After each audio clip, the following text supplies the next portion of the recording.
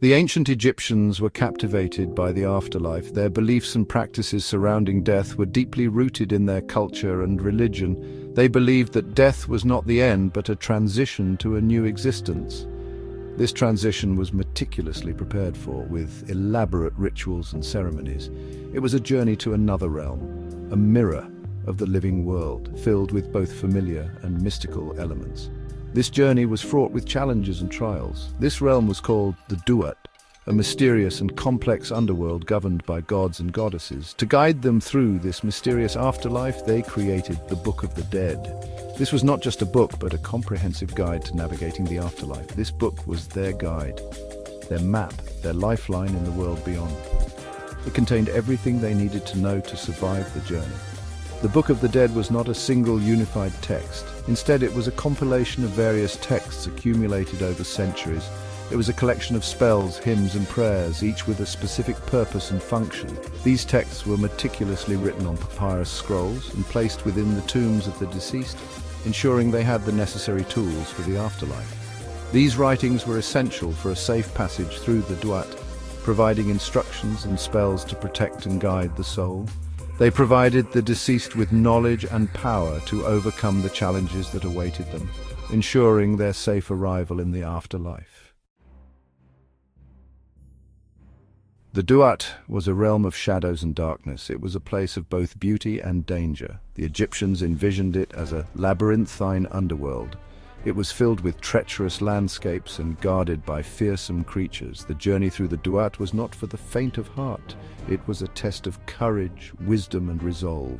The deceased had to navigate treacherous rivers of fire. They had to appease wrathful deities and overcome deceitful demons. Their ultimate goal was to reach the Hall of Two Truths. This was the place where their heart would be weighed against the feather of Ma'at. This judgment determined their fate in the afterlife.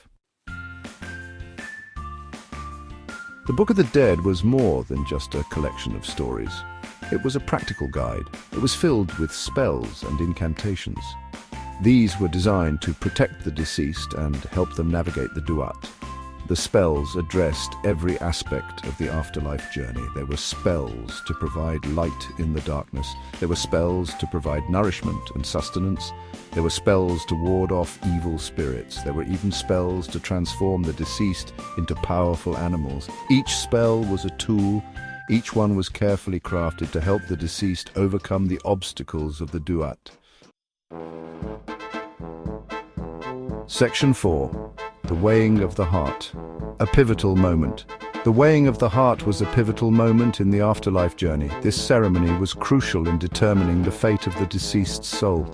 It took place in the Hall of Two Truths, a sacred space where the ultimate judgment was passed. Anubis, the jackal-headed god of embalming, oversaw this ceremony. He was responsible for guiding souls through the afterlife. The heart of the deceased was placed on one side of a giant scale. This heart was believed to contain the essence of the person's being, their deeds and their true nature. On the other side was the feather of Ma'at, a symbol of truth and justice. Ma'at was the goddess of truth, justice and cosmic order. Her feather represented the ideal balance and harmony in the universe. If the heart was lighter than the feather, the deceased was deemed worthy.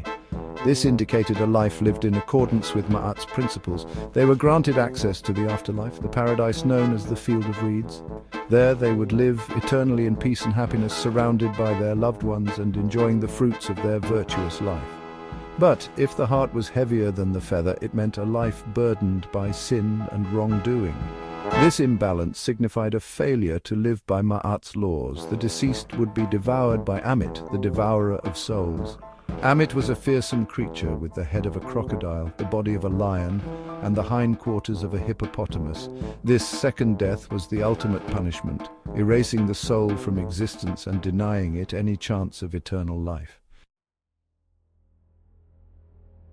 Section 5. Osiris, Judge of the Underworld. Presiding over the weighing of the heart was Osiris, the revered god. He was the god of the underworld and the ruler of the afterlife. Osiris was a symbol of death and rebirth, embodying both. His presence instilled both fear and hope in the hearts of the deceased. Osiris was a just and compassionate judge. He weighed the heart of the deceased with fairness and impartiality. His judgment determined their ultimate fate in the afterlife. Those who were deemed worthy would join him in his eternal kingdom. Those who failed would face the dire consequences of their actions.